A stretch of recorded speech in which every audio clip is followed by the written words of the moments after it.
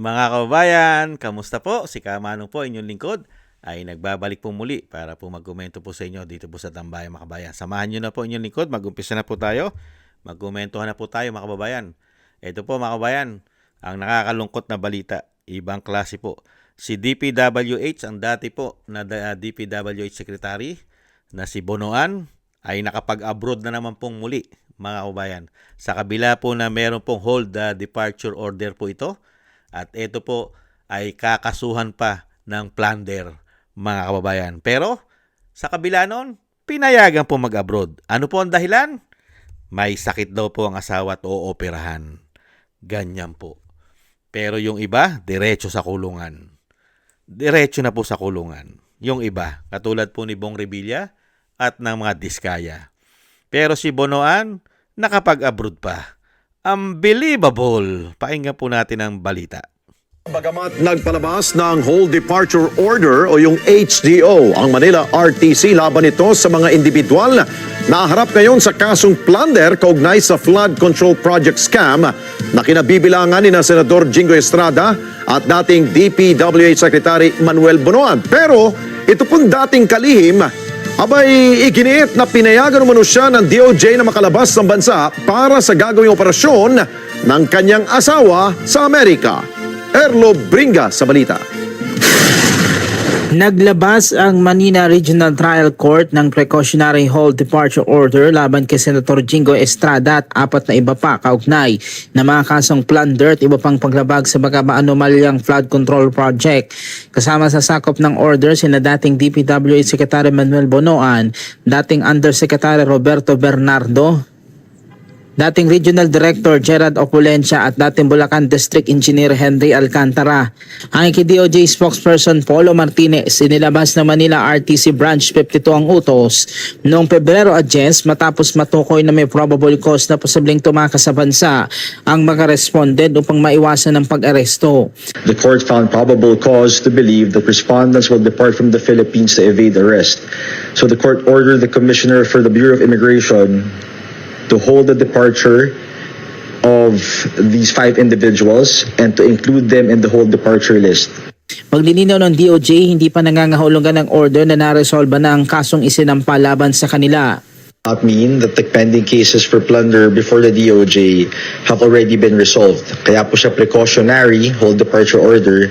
So by the term precautionary, ibig po sabihin yan na bago pa po ma-file formally yung kaso in court, nag-issue na yung judge or this Branch 52 RTC Manila of the order anticipating that the respondents in these plunder cases pending before the DOJ may evade arrest. Let's also take note of the nomenclature. Kaya po sila tinatawag na respondents pa rin at hindi accused because they have not yet been formally charged in court. Samantala, nakapaghain na rin si Bonoan ng kanyang counter affidavit sa Department of Justice nitong Lunes kaugnay ng plunder case laban sa kanya. Kabilang si Bonoan sa mga respondent sa plunder case na inihain ng National Bureau of Investigation laban kay Senador Jingo Estrada kaugnay pa rin ng flood control anomaly. Kinumpirma rin ni Bonoan na may plano siyang umalis sa bansa patungong Estados Unidos para sa operasyon ng kanyang asawa. Pinayagan din naman na siya ng DOJ na makabiyahe sa ibang bansa. Hindi pa nabanggit ni Bonoan kung kailan siya dilipad papuntang US. Erlo Bringas para sa Grabe mga tambay, ano? Grabe. Pinayagan ng DOJ, mga kabayan, na siya ay makalipad, makapag-abroad ulit. Dahil nga ron sa request na meron daw pong sakit o operahan ng asawa, mga kabayan. Bakit hindi ba pwedeng operahan sa Pilipinas? Napakarami po natin mga magagaling at na mga dekalidad na mga doktor at ospital. Meron pa nga tayong international hospital sa ating bansa. Hindi po ba? At doon ka magtataka, mga kabayan, sa kabila ng inisyuhan po nila. Ito dahil plunder, dahil na nakikita nila na ito talaga ay sangkot at may kinalaman sa massive sindikatong korupsyon umano na mahigit 3 taon dahil siya po ang dati na secretary ng DPWH, lalong-lalo po nung 19 Congress. Hindi po ba? Siya po. Ngayon, napaka-special naman po yata ni Bonoan. Sa kabila po ng meron kang haharapin na plunder, makapag-abroad ka pa. At papayagan ka pa? Pinayagan ka pa? Ng DOJ. Unbelievable, mga kababayan. Di kung ganun pala, pwede pa rin mag-abroad ang iba. Dahil hindi pa naman nahatulan. Pagka ganun, pwede po palang mag-abroad lahat. Hindi po ba? Pwede na mag-abroad si Bong Revilla. Dahil may kaso rin. At hindi pa siya nahatulan. Hindi po ba? At ganun din po sila Jinggoy na naka-hold na rin po. Naka-hold na rin po yan. At hindi pwedeng umalis ng bansa. Hindi po ba? At yung mga sinasabing mga sasampahan nila ng plunder. Kaya nga naglabas ka na ng hold departure order. Hindi po, habang hindi pa sinasampa yung kaso, hindi ka makaalis. Pero ito, papayagan mo umalis.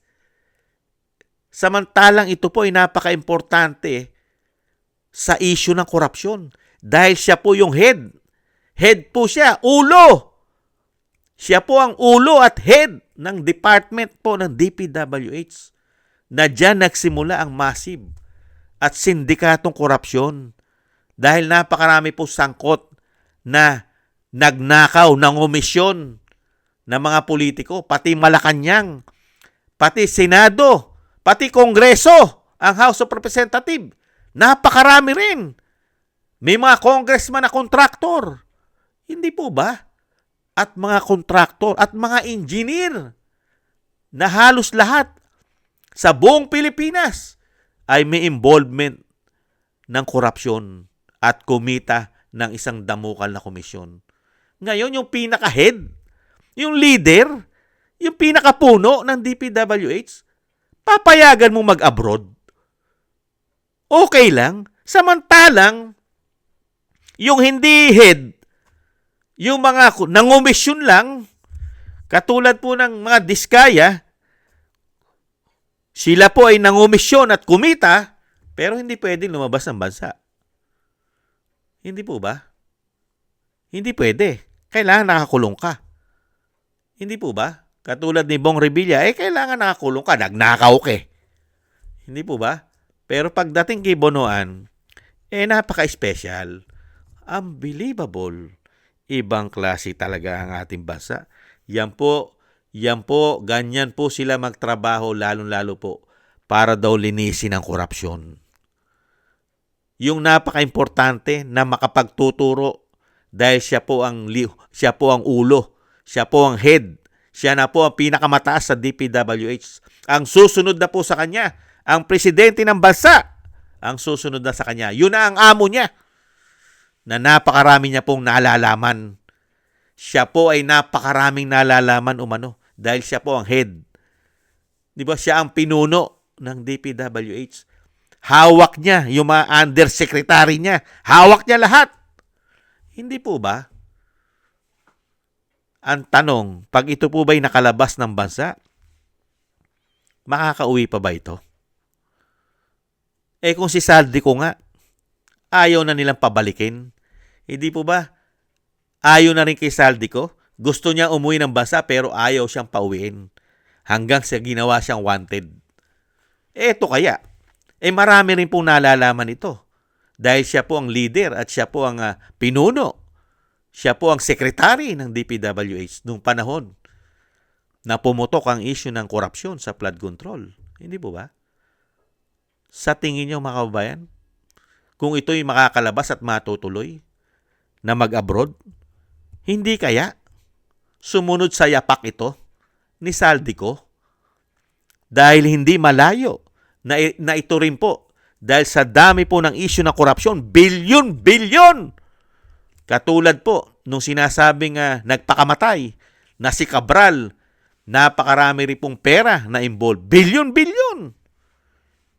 Hindi kaya katulad din ni Saldico na meron ding golden visa? Hindi kaya?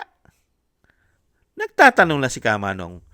Dahil yung mismo sinasabi ng Vice President, halos lahat sila, mga kababayan, ay merong hawak na golden visa umano na pwede silang manirahan sa mga bansa na tumatanggap nito at pwede nilang dalhin ang kayamanan nila roon sa bansa na yon. at pwede pa silang magnegosyo gamit ang mga perang ninakaw nila umano. Hindi kaya? Kawawang Pilipinas. Ginawa lang po tayong gatasan. Ginawa lang po tayong mga kababayan, alipin. Alipin po nila. At sila nagpapasasa sa ating buwis. Tapos, pagka nagkabukuhan na, napakahirap pong panagutin. At napakahirap po ipakulong. Yan po ang pinakamasakit na nangyayari po sa ating mga Pilipino. Ang mga politiko, mga kabayan, pag nagnakaw, bilyon-bilyon, daan-daang milyon, nakapag-abroad pa. Malaya. Samantalang magnakaw ka lang ng sardinas, kulong ka. Hindi ka makapag-abroad. Unbelievable, mga kababayan. Yan po ang ating gobyerno ngayon. Pagka kaalyado ka, at kasangkot ka, kasabwat ka, lahat ng pabor ay maibibigay sa iyo umano. Makapag-abroad ka pa. At kailangan pagtakpan dahil may nalalaman ka. Kung hindi ka susunod, baka matulad ka doon sa sinasabi na nahulog sa bangin. Hindi kaya? Maraming salamat po mga tambay. Ganyan po talaga. Ganyan po talaga. Yung sinasabi nga po natin, pagka talaga mamalasing ka pa, daig mo pa nasunugan, limas lahat, ubos, mga kababayan. Thank you po sa gusto po natin tambayan mga kabayan sa YouTube at TikTok. At ganun din po sa ating mga subscribers. Maraming salamat po sa inyo. At sa mga gusto po ng ating tambayan sa YouTube at TikTok, yun nga po. At sa mga nagbibigay po ng komento po ninyo, like, share, and subscribe. Comment. Thank you po. Mabuhay po kayo. Thank you po sa inyo. At thank you rin po sa mga nagbibigay po ng tulong at biyaya. Thank you po kay Eric Hersio ng Canada, kay Tatay Nick ng Canada, Gay at Siena, kay Balance Vision TV, kay Kingston ng Hong Kong, kay Annie Jo, kay ako si Pilam, Jovelyn Watanabe ng Japan, si Jem Aris ng United Arab Emirates, Baby Roman at Ate Isa ng Cagayan, Julieta Silona ng Sydney, Australia, Gina Ray ng Berlin, Germany, si Jake Yahut ng California, USA. Maraming salamat po sa inyo. Ingat-ingat po kayo, lalong-lalo po sa inyo pong mga paggawa. Maraming salamat po sa inyo. At siyempre po, taste muna po tayo. Kailangan po natin mag-taste mga kabayan. At siyempre po, yung mga dasal po natin ay huwag po natin kakalimutan, mga kababayan, na tayo pong lahat ay maingatan at ang pamilya Duterte ay maingatan din po. Maraming salamat po sa mga dasal po ninyo, mga kababayan. Muli po mga kababayan, God bless you po sa inyo lahat. Paalam. Bye-bye.